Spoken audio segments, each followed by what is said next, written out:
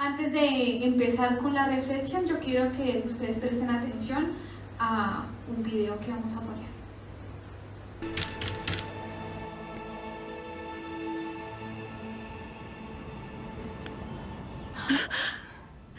Eliseo. Hola. Tu siervo, mi esposo, está muerto. Lo sé. Tú sabes que temía al Señor y que era conocido entre los profetas. Ahora, sus acreedores quieren llevarse a mis hijos como esclavos. ¿Qué tienes? ¿Qué? ¿Qué tienes en tu casa? No tengo nada. ¿Qué tienes en tu casa? Nada. Excepto un poco de aceite. Tráemelo.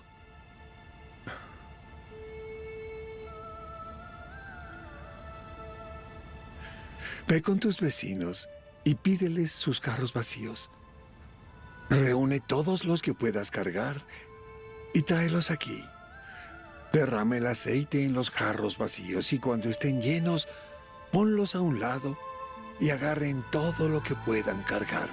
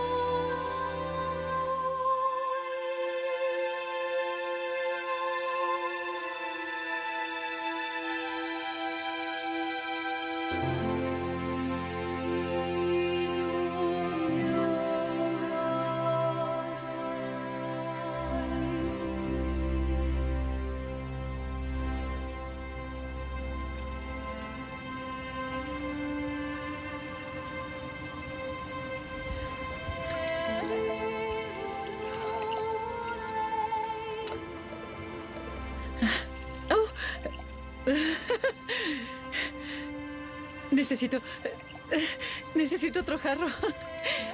¡Deprisa! ¡Deprisa, otro jarro!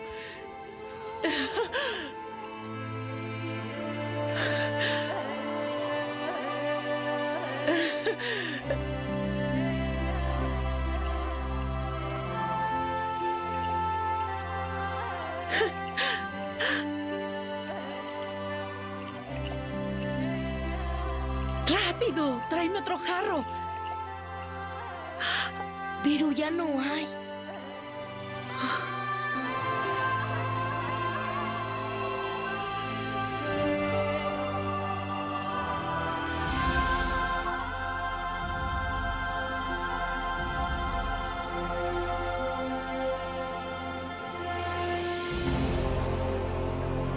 ¡Eliseo! ¡Eliseo! ¡Eliseo! ¡Eliseo! Hicimos como dijiste y... Anda, vende el aceite y paga tus deudas. Y tú y tus hijos vivan con lo que sobre. Gracias. Gracias.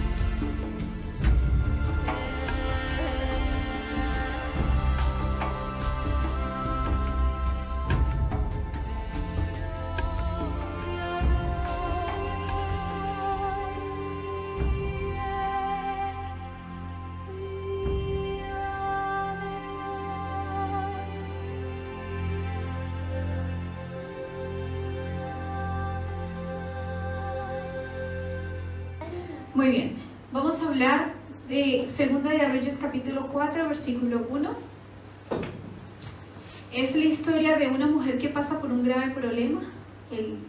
La historia que aparece en el video nos dio un pantallazo de qué era lo que estaba pasando, en qué contexto estaba pasando este problema en esta mujer en los tiempos de Elías y de Eliseo, ¿sí?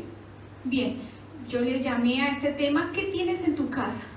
O también podemos decir ¿qué tienes en tu mano? ¿Qué tienes como recurso? Bien.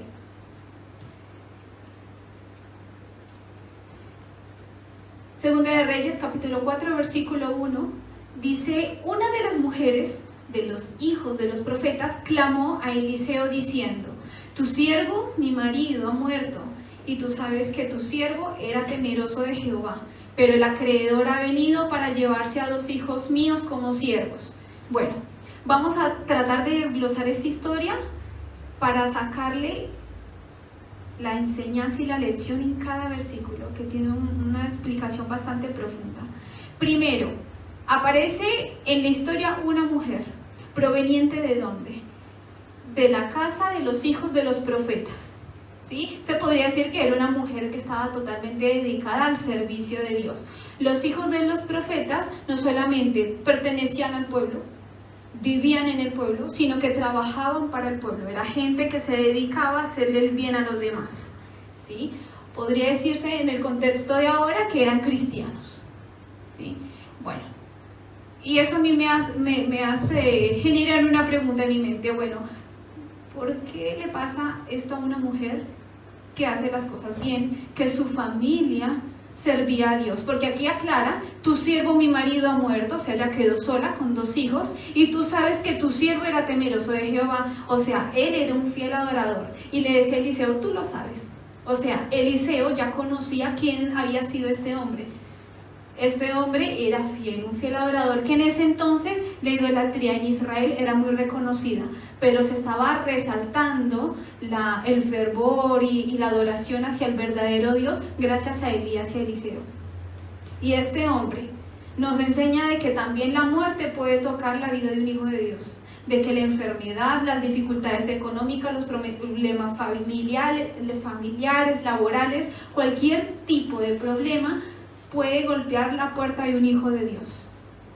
Todos en alguna manera, los que hemos conocido a Dios, hemos tenido que pasar por situaciones muy difíciles, que es a veces donde uno se pregunta, ¿y por qué me tiene que pasar a mí si yo precisamente conozco a Dios? Bueno, por medio de esta historia vamos a entender de que esta mujer, si bien Dios le permitió una situación en donde ella tenía que ser la cabeza del hogar, en donde ella tenía que ser sacerdote, ella tenía que ver por sus hijos, cosa que su esposo siempre lo fue. Pero ella ya tenía que hacerlo, tenía que tomar la batuta por una familia. El tema es que ella no tenía formas, no tenía nada, ¿sí? Bueno, en el tiempo de antes, en la ley mosaica se permitía que se fuera como sirvientes, se prestara como servidumbre, no esclavitud, para pagar una deuda. Entonces parece ser que los acreedores no exigieron ese derecho mientras el padre estaba vivo, el deudor estaba vivo. Pero una vez que él murió, la deuda seguía, entonces ahí él exige el derecho, el acreedor, de que tomen a sus hijos como siervos. No se permitía, según Levíticos 29, de que un hermano de Israel fuera esclavo, sino siervo, hasta el año del jubileo. Terminaba ese año y ahí ya podía quedar libre. Pero todo ese tiempo él tenía que servir y estar a disposición. Entonces la mujer presentaba una situación bastante difícil, ver a sus hijos en esa situación, en la esclavitud. Era un problema no pequeño. Ella solamente quería librar a sus hijos. Bien, segundo versículo. Eliseo le dijo, ¿qué puedo hacer yo por ti? Dime qué tienes en tu casa. Ella respondió, tu sierva no tiene ninguna cosa en la casa, sino una vasija de aceite. Y esto muestra de que la mujer tenía una gran pobreza, que era una mujer que realmente no tenía, como se dice, a qué echarle mano.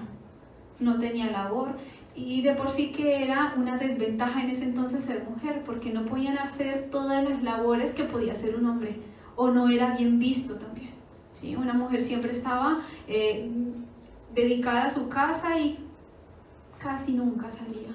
El hombre era el que salía, el que trabajaba, el que podía tener contacto con el resto para poder rebuscarse. Sin embargo, ella no podía. Su situación no era fácil, ¿sí? Entonces dice Eliseo, ¿qué puedo hacer yo por ti? ¿Cómo puedo ayudarte? Y le dice, ¿qué tienes en tu casa? Y esto a mí me hace hacerme una pregunta, ¿por qué el Señor no pudo haber hecho un milagro sin utilizar una vasija de aceite? ¿Pudo haber hecho un milagro sin utilizar esa vasija? ¿Sí o no? Claro, pudo haberlo hecho. Sin embargo, ¿por qué no lo hizo? Porque Él quiere enseñarnos que lo poco que tengamos, Él quiere poner su bendición. Él quiere que lo que nosotros le demos, Él pueda prosperarlo, bendecirlo y levantarlo para su gloria. Él quiere demostrarnos que su mano poderosa, con nuestra pequeña labor, con lo poco que tengamos, puede marcar la diferencia, inclusive la historia. ¿Qué se iba a imaginar esta mujer que con una vasija de aceite y con lo que iba a hacer, iba a marcar la historia como 3000 años después? Y seguimos hablando de ella. Hay muchas situaciones que nos tienen del cuello. La situación que está enfrentando el mundo es muy difícil, pero también es la vasija de aceite que Dios quiere usar. ¿Cuál es nuestra vasija de aceite?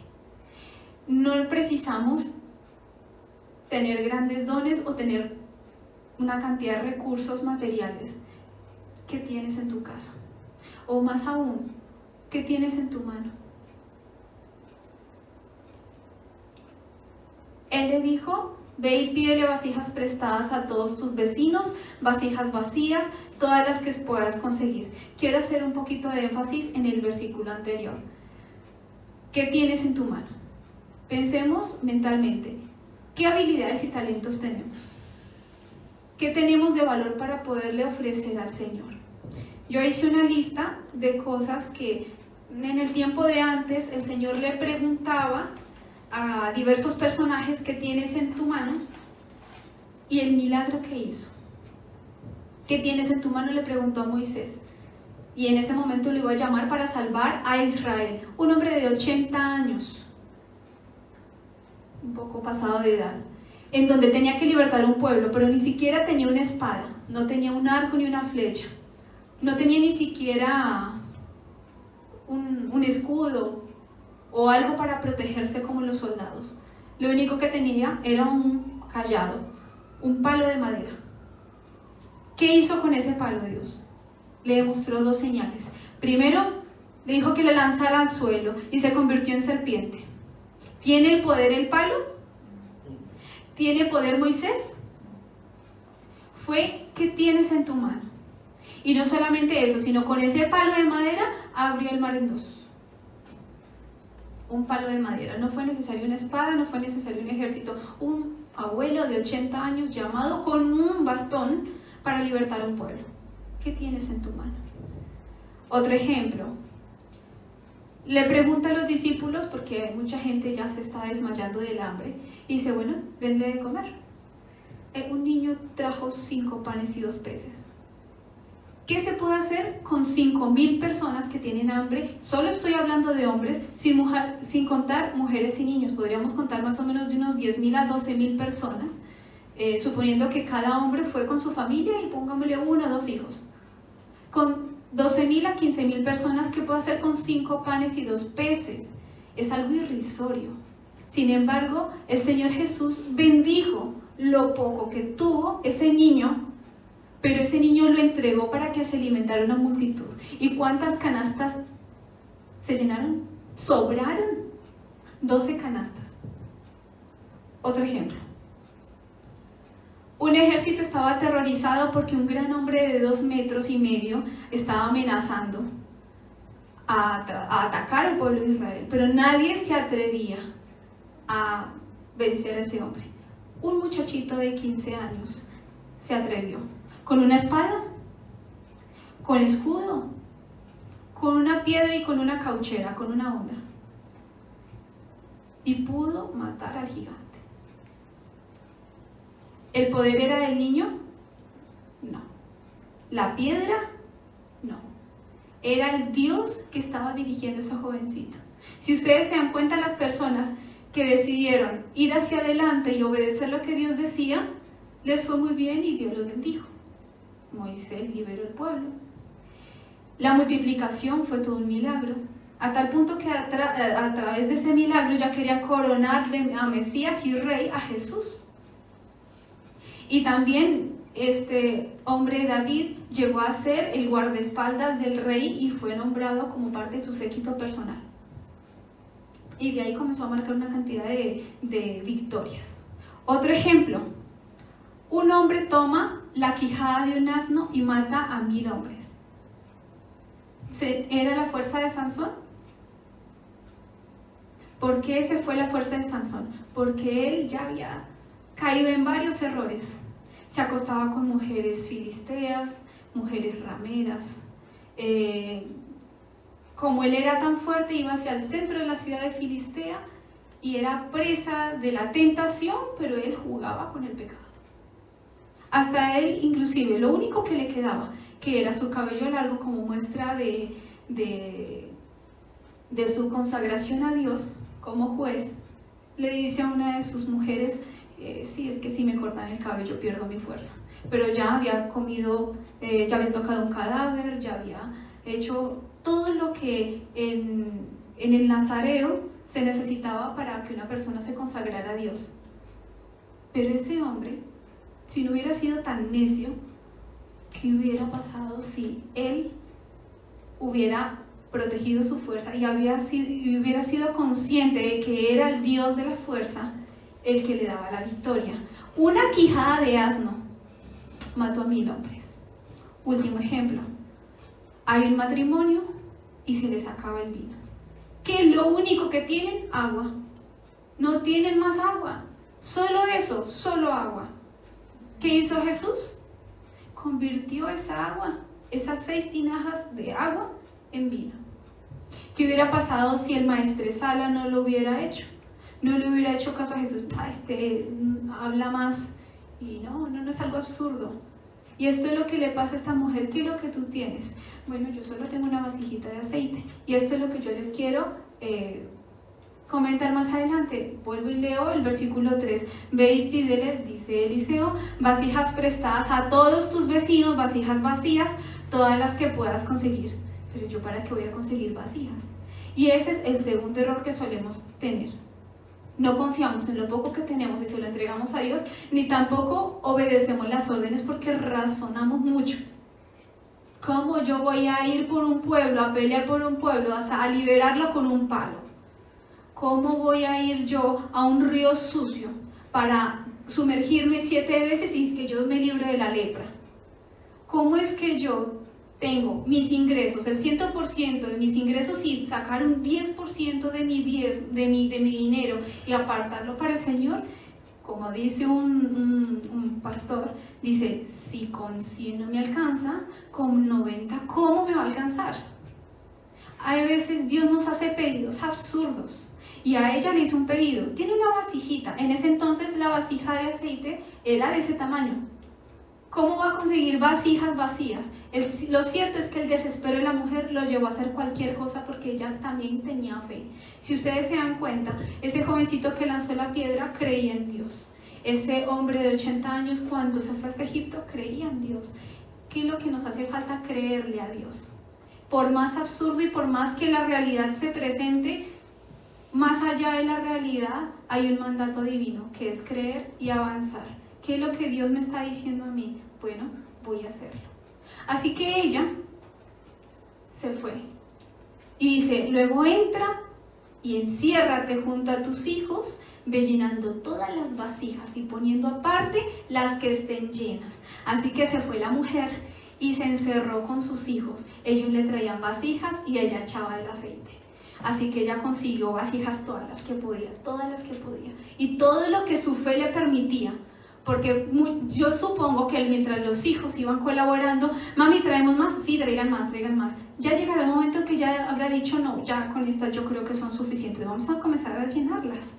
No sabemos si fue mucho o fue poco, pero yo considero que fueron muchas vasijas las que esta mujer consiguió, vasijas prestadas. pero pequeñitas, no. Él decía vasijas grandes y vacías. ¿Por qué? Porque nuestras manos tienen que estar vacías para recibir la bendición de Dios. Dios tiene el plan de darnos lo que tenemos, pero si nosotros no soltamos lo que nos está impidiendo obtener de Dios, no vamos a llegar a ningún lado. Y Él dice, vacíate. Entre más nos vaciemos nosotros de sí mismo, de mi egoísmo, de mi prejuicio, de mi preconcepto, de mis ideas, más voy a poderle creer a Dios. Bueno, está bien, a mí no me ha ido bien pensando como estoy pensando. Bueno, Señor, ¿y tú qué dices? Bueno, está bien, yo te voy a hacer caso. Y cuando le haces caso a Dios, comienza tu vida a llenarse de prosperidad y de abundancia. Aún en estos momentos en donde hay situaciones difíciles, en donde estamos encerrados, en donde el miedo está latente, en donde la ansiedad, el pánico está aumentando por doquier, tu casa florece, es abundante. ¿Por qué? Porque se le dieron las vasijas vacías al Señor. Eso fue lo que pasó con esta mujer. Más adelante, Eliseo se encuentra con otra viuda sunamita.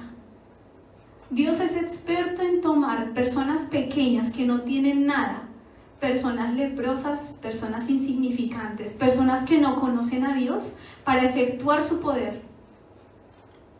¿Por qué sanó a un leproso? Habíamos hablado en la escuela sabática. ¿Por qué tuvo que sanar a un sirio? Porque saben que el sirio le creyó más que un leproso israelita. Si tan solo el leproso israelita hubiera buscado a Jesús, su vida hubiera cambiado.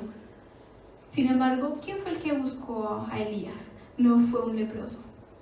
Fue y lo buscó porque él sí creyó en que ese hombre era mandado por Dios. Muchas veces nos pasa eso. Creemos, tenemos toda la verdad, toda la palabra, y sí, es que creemos, pero no creemos. Creemos racionalmente, pero nuestra fe no avanza. No, es que hay una realidad, es que estamos mal, tenemos que hacer algo. Pero sin embargo Dios dice, vacía tus vasijas. Déjame que yo las llene. Y eso fue lo que hicieron. Ellos se encerraron, y me encanta esto. ¿Saben por qué? Porque la mujer no trabaja sola. Ella, con su fe y su obediencia, engendró fe y obediencia en sus hijos. Sus hijos tenían que trabajar. Ellos eran el objeto de su oración. Ellos eran los que estaban viendo que si mamá no pagaba, ellos iban a ir como siervos. Así que lo que tú hagas, los demás lo van a reproducir. Lo que la gente ve en ti es lo que la gente va a ir copiando. Les llama la atención esa actitud, voy a hacerla, sea buena, sea mala, aunque no lo querramos, somos libros abiertos. Aunque no nos cuesta entender, y yo hago mi vida y es mi forma, y la gente que te admira, inclusive hasta la gente que te critica, va a comenzar a copiar tu patrón de vida. A veces no se ha escuchado de que el que critica hace lo mismo que al que criticaba. Bueno, de tanto verlo, porque la observación hace que la persona se vaya transformando de acuerdo a lo que ve. Entonces muchas veces nosotros estamos siendo objeto de observación de la gente y no nos damos cuenta que la gente está cumpliendo nuestro mismo patrón. ¿Y por qué? Y exigimos a veces que la gente cambie de actitud y no nos damos cuenta que nuestra actitud es la que tiene que cambiar primero para que los demás se sientan inspirados. Y esto fue lo que sucedió con la mujer. Ella comenzó a llenar vasijas. Y los niños, asombrados como en el video anterior, comenzaron a mirar que de una vasija pequeña, ¿cómo puede ser una vasija de aceite llenar jarras enormes? Esto no es cuestión de lógica, y muchas veces la vida no tenemos que basarla en lógica sino en fe. Dice que el justo va a vivir, ¿pero por qué? ¿Por qué? Por la fe. Ustedes van a tener vida, pero si creen. Conforme a tu fe se ha hecho. Mujer, tu fe te ha salvado. Ve en paz. ¿Sí? Y esa era lo que estaba instaurando esta mujer. Entonces, no en vano, esta mujer estuvo casada con un hombre que adoraba al Dios verdadero. Esta mujer sola, sin su marido, sin el sacerdote de su hogar, supo ser sacerdote. Y supo dar un ejemplo, aún en los momentos de adversidad. ¿Qué hacemos en los momentos de adversidad? ¿Será que seguimos ese patrón de fidelidad, de adoración y de creerle a Dios? Es en el momento de adversidad, de encierro, en donde no hay recursos, en donde hay que mirar al cielo y decir, Señor, yo no entiendo nada, pero yo confío en ti. Aquí están mis vasijas. Lo interesante es que esta mujer las llena, Y lo cierto es que este aceite alcanza a llenar todas las vasijas.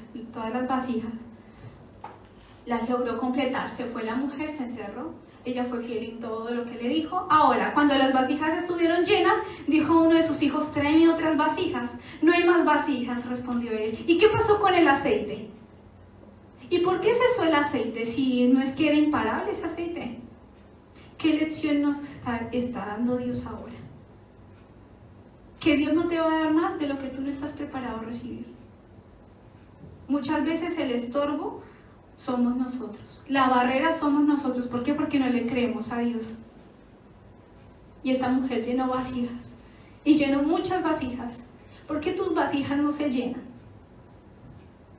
¿O es que acaso, será que no hemos ni siquiera puesto las vasijas, están llenas de otra cosa? Una de las vasijas más importantes que debemos vaciar es nuestra mente. Es nuestro interior.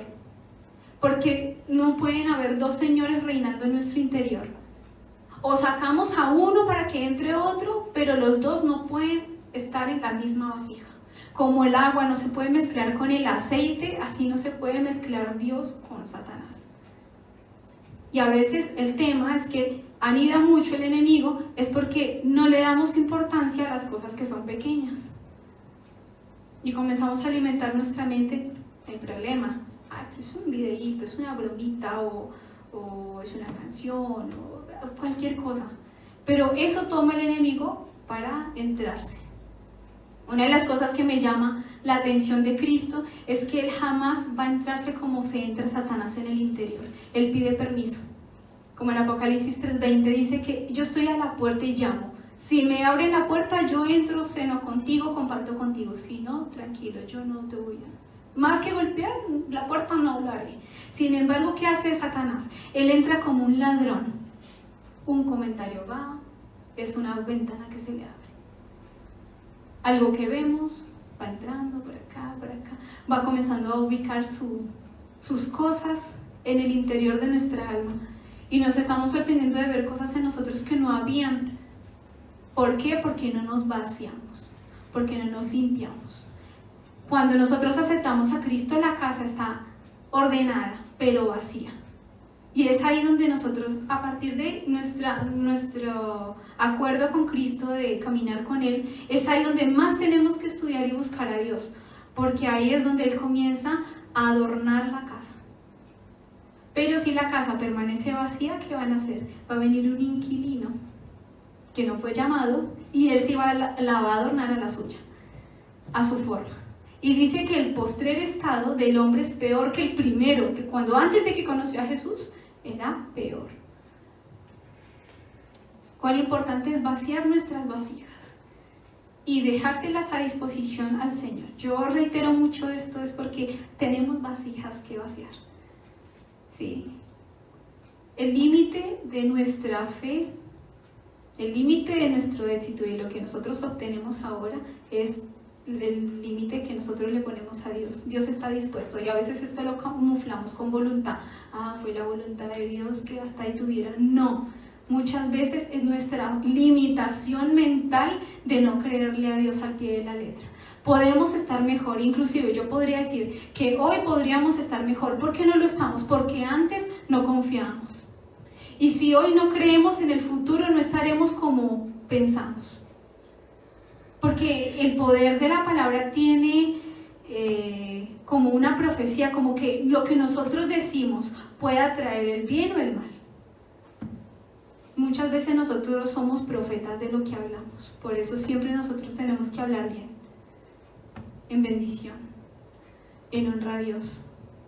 Palabras de vida, de ánimo, de esperanza, no de negativismo.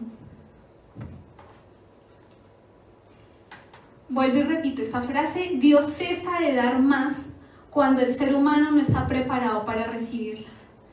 Y eso es porque muchas veces nosotros no conseguimos las vasijas suficientes.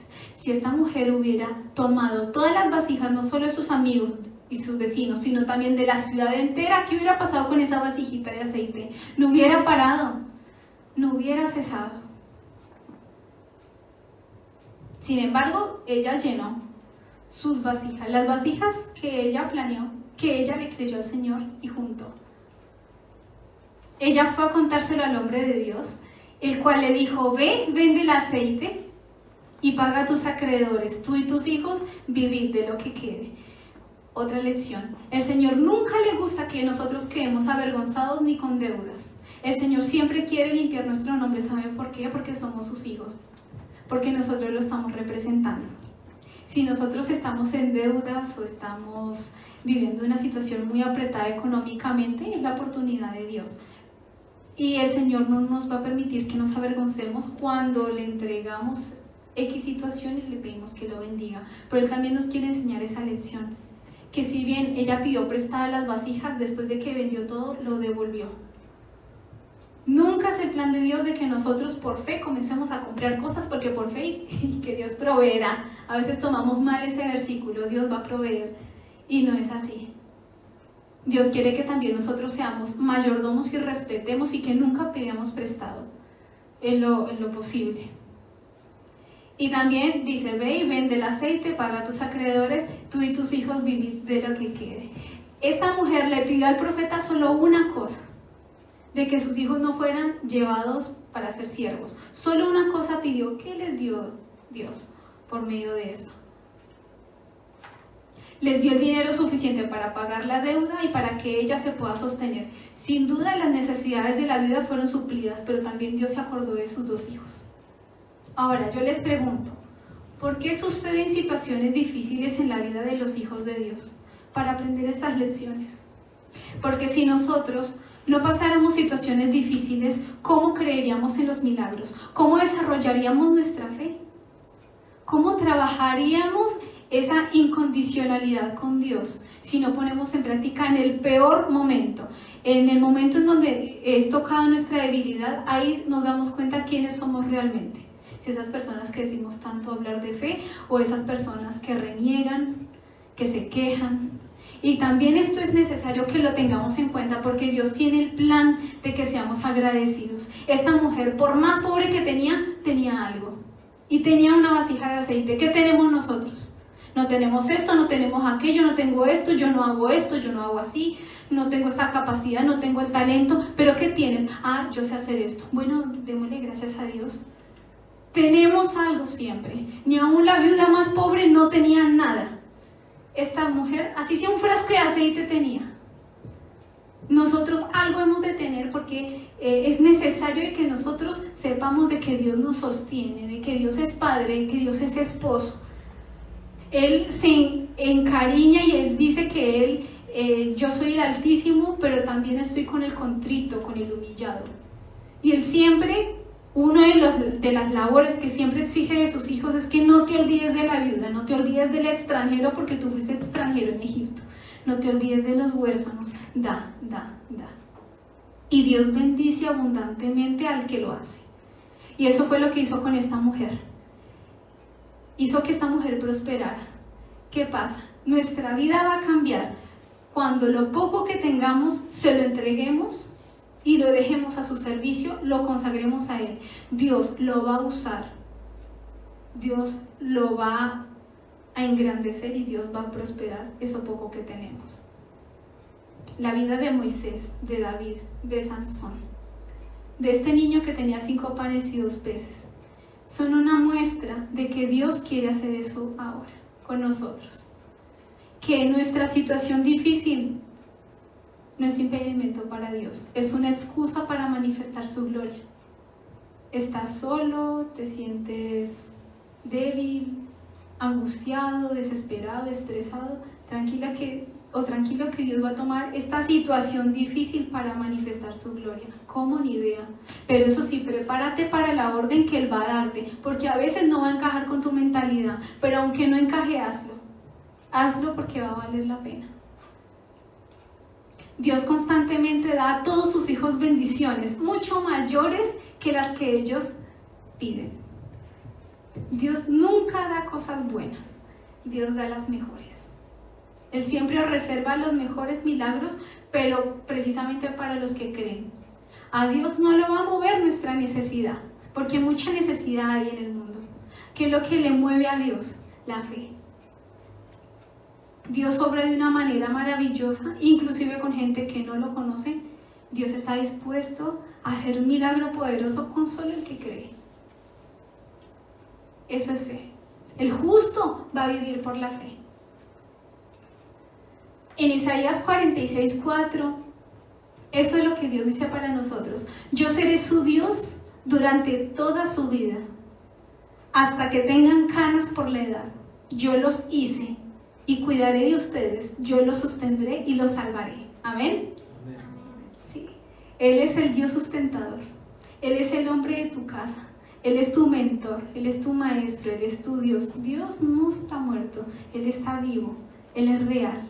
Cristo mismo resucitó y Él está dispuesto a poner sus manos ante el Padre y a hablar por nosotros. Dice que el Señor está más deseoso en dar el Espíritu Santo, más de lo que nosotros tenemos el deseo de recibirlo. Dice que los ángeles están dispuestos para llenar nuestra mente de consuelo y de derramar bendiciones sobre nosotros. ¿Cuál es el estorbo? Nosotros. Creámosle a Dios. Yo quiero terminar con el Salmo 34. Quiero compartir con ustedes eso, quiero que ustedes me acompañen a ese versículo, a este Salmo 34. Y esto va a corroborar lo que esta historia nos enseñó hoy.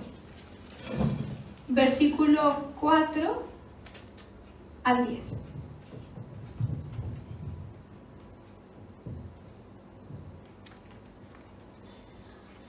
Busqué a Jehová, y Él me oyó, y me libró de todos mis temores. Los que miraron a Él fueron alumbrados, y sus rostros no fueron avergonzados. Este pobre clamó, y lo oyó Jehová, y lo libró de todas sus angustias. El ángel de Jehová acampa alrededor de los que lo temen, y los defiende. Gustad y ved que es bueno Jehová. Bienaventurado el hombre que confía en Él. Temed a Jehová vosotros, sus santos, pues nada faltan a los que lo temen. Los leoncillos necesitan y tienen hambre, pero los que buscan a Jehová no tendrán falta de ningún bien. Versículo 19. Muchas son las aflicciones del justo, pero de todas ellas lo librará Jehová. ¿Pero qué? ¿De unas pocas? De todas ellas le librará Jehová. Muchas son las aflicciones del justo. Si no es por pruebas, no vamos a poder desarrollar esta fe. No vamos a ser personas fortalecidas. Vamos a terminar siendo unos pusilánimes que cualquier arrebato de la vida nos va a tirar al piso. Dios quiere que sus hijos sean fortalecidos, que sean luz, no que se queden escondidos en el suelo. Ese es un hijo de Dios. Y la gente comienza a burlarse, ¿no? Dios quiere que sus hijos sean como robles. Él quiere que la fuerza que tengan ellos sean como las del búfalo. Quiere que vuelen por encima de las tempestades como lo hacen las águilas. Quiere que sus hijos sean hijos de Dios, sean representantes y embajadores de un Dios del universo. No es un Dios que vivió rechazado y golpeado, sino un Dios que todo lo puede. Este Dios es el que promete sostenernos a nosotros, pero primero tenemos que clamar a Dios. Si esta mujer se hubiera quedado callada, o peor, aún sabiendo la orden que se le dio, no lo hubiera hecho, su vida hubiera sido diferente. ¿Qué va a pasar con nosotros? La historia de nuestra vida la vamos a escribir nosotros. ¿Qué vamos a escribir? ¿Una vida de fe? ¿O una vida de que esta mujer no pudo depender de Dios? No, le costó mucho y no pudo. ¿O este hombre se le complicó creerle a Dios? Este es el momento de desarrollar fe, en donde nada pasa, en donde aparentemente Dios guarda silencio, en donde cada vez los comentarios de este mundo iba a ser peor. Es en este momento donde le vamos a confiar a Dios. ¿Amén? Amén. Yo quiero que nos pongamos en pie y vamos a hacer una oración.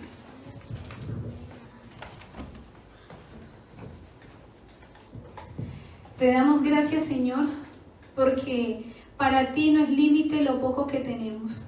Gracias, Señor, porque nos estás enseñando a confiar en ti, aunque no entendamos, aunque a veces tus pedidos o tus demandas son extrañas para nosotros, pero te creemos. Tú eres el mismo Dios vivo que ayudó a gente que estaba pasando por situaciones terribles y desconcertantes, y tú lo sostuviste más allá de lo que ellos pedían. Tú concediste tu favor y tu misericordia en la vida de ellos. Por eso en esta hora, Señor, aquellos que están orando conmigo, suplicamos que tú nos escuches, que tú veas la preocupación que invade nuestra mente, nuestro temor, Señor. Queremos de que tu mano sea sobre este mundo, que tu mano sea sobre cada hogar que te busque, Señor. Gracias porque nos enseñas a que clamemos, que tú nos vas a responder, que a ningún hijo tuyo le hará falta de ningún bien, que te gustemos, que te probemos y nos vamos a dar cuenta que tú eres bueno, Señor. Gracias porque tus ángeles nos rodean, porque estás más dispuesto tú en bendecirnos que nosotros en recibir la bendición. Ayúdanos a creerte, Señor. Vaciamos nuestro interior, nuestra vasija, para que tú la llenes. Llénalo con tu aceite, Señor. Llénanos con tu Espíritu Santo. No queremos vivir en una vida contraria a lo que tú quieres. Si hay algo que nos cuesta hacer por amor a ti, queremos que ayudes en nuestros sentimientos y pongas en nosotros el querer y el hacer. Señor, hay cosas que nos cuestan, pero aquí las dejamos en tus manos.